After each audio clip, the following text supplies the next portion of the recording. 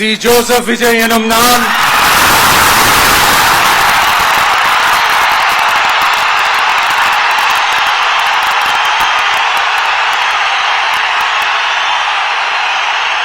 சட்டப்படி அமைக்கப்பெற்ற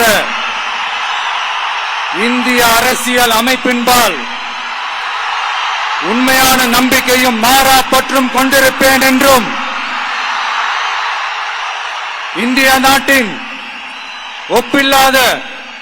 முழு முதல் ஆட்சியையும் ஒருமையையும் நிலைநிறுத்துவேன் என்றும் தமிழ்நாட்டு அரசின் முதலமைச்சராக உண்மையாகவும் உளச்சான்றின்படியும் என் கடமைகளை நிறைவேற்றுவேன் என்றும் அரசியல் அமைப்பிற்கும் சட்டத்திற்கும் இணங்க அச்சமும் ஒருதலை சார்பும் இன்றி விருப்பு வெறுப்பை விலக்கி பலதரப்பட்ட மக்கள் அனைவருக்கும் நேர்மையானதை செய்வேன் என்றும் ஆண்டவன் மீது ஆணையிட்டு உறுதிமொழிகிறேன்.